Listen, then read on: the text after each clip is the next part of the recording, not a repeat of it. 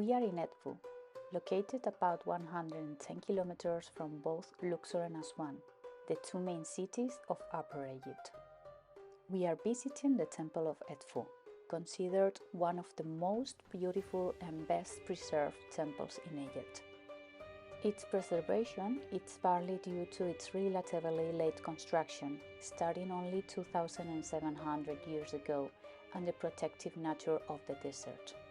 The temple remained buried under more than 12 meters of sand for nearly 2,000 years, with some houses even built over it, until archaeological excavations began in 1860. The Temple of Edfu is the second largest temple in Egypt after Karnak.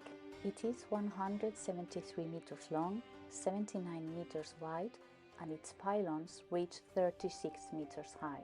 Its layout is typical of Egyptian temples: a pylon, a courtyard, two hypostyle halls, an offering chamber, a central hall, and the sanctuary. Before reaching the temple, we see the Mamisi.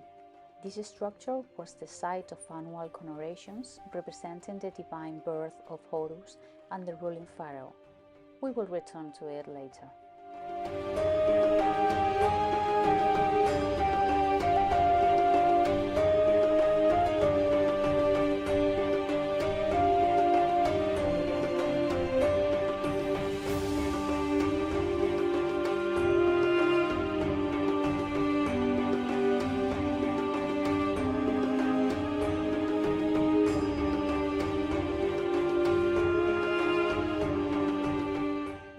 The temple is dedicated to the falcon god Horus, son of Isis and Osiris, and one of the most revered gods in Egyptian religion.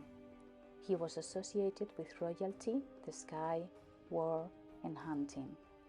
The temple was also dedicated to the goddess Hathor of Dendera and the god Harsomutus.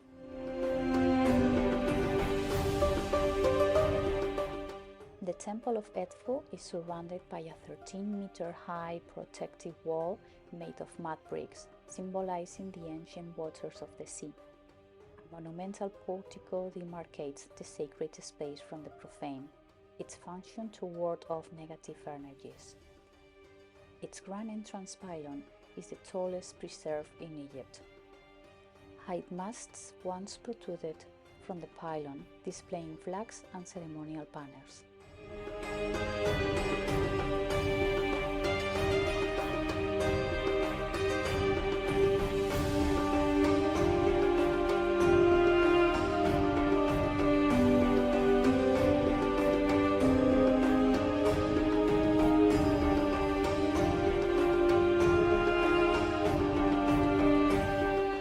Once through the pylon, we enter a spacious ceremonial courtyard with 32 columns on its sides. The general public could enter this area to bring offerings to Horus.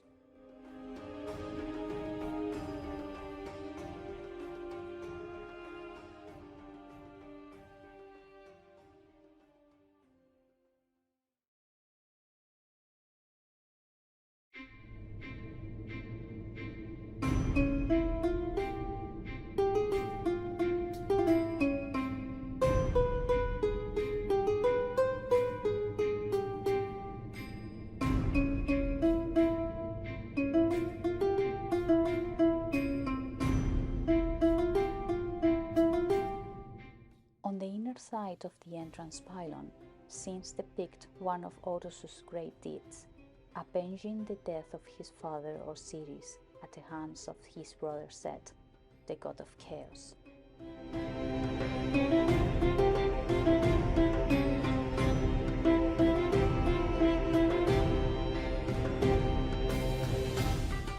On both sides of the entrance are two famous black granite sculptures, nearly 2 meters high, representing Horus as two colossal falcons wearing the double crown of Upper and Lower Egypt, guarding the temple entrance.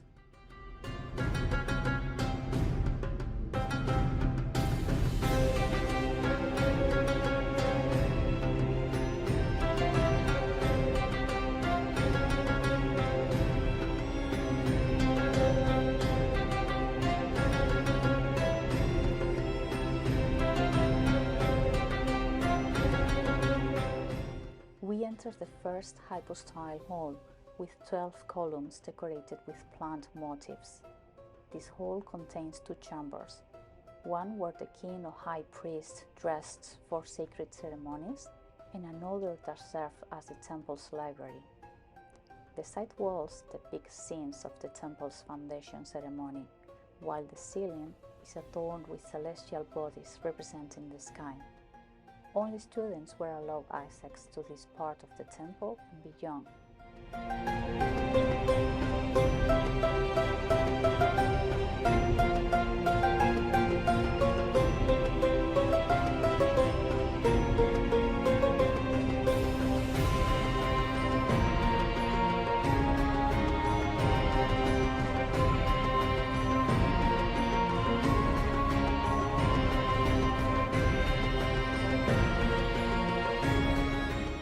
We proceed to the second hypostyle hall, smaller than the first, used for organizing temple rituals. The ceiling, though preserved, is blackened, likely due to fires set during the Roman Empire when non-Christian worship was forbidden. From this hall, sacrificial offerings were brought in. It also had access to the nilometer, now in ruins. The nilometer was an underground chamber used to measure the annual Nile floods, helping predict agricultural outcomes based on the river's rise. This room also leads to smaller rooms used for storing offerings, separated by liquid or solid, and for preparing incense.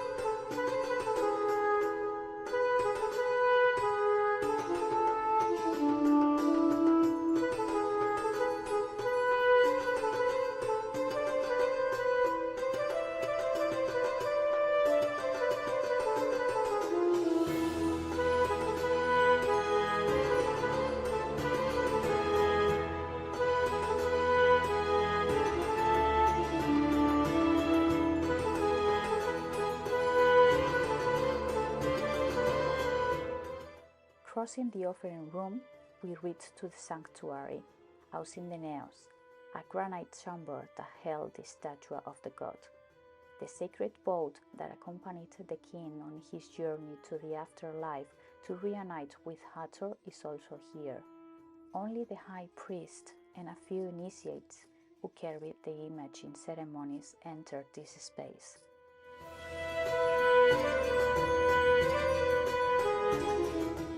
Surrounding the sanctuary of Horus are various auxiliary rooms or chapels decorated with reliefs and scenes of Egyptian gods, dedicated to different deities and to the Nomo, the protective spirit of the place.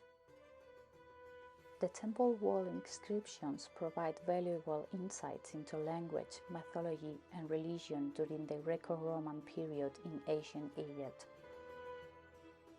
A unique feature of this temple is its illumination. As you progress through the temple, the rooms become smaller, gradually blocking light until you reach the dark sanctuary, illuminated only from a shaft. Small openings between the columns and in the ceiling allowed light to reach certain rooms.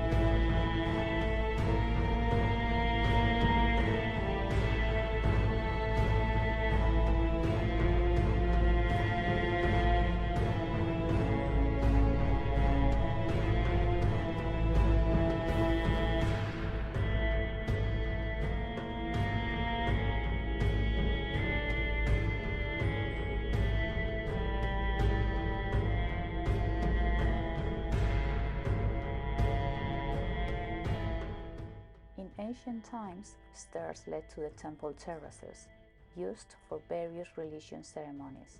Every year, the sacred sculptures were exposed to the sun, the rays of Ra, the Son of God, to regenerate their life.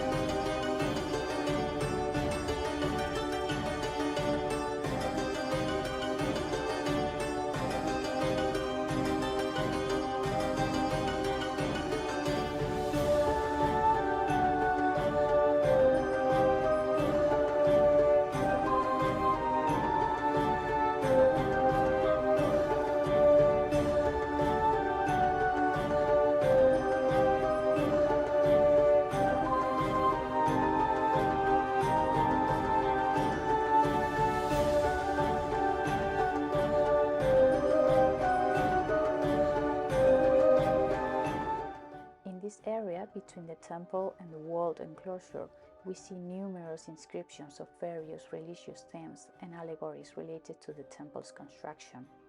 After the prohibition of non-Christian worship in 391, the Temple of Edfu was attacked by Christians, who destroyed many reliefs and converted the enclosure into a church.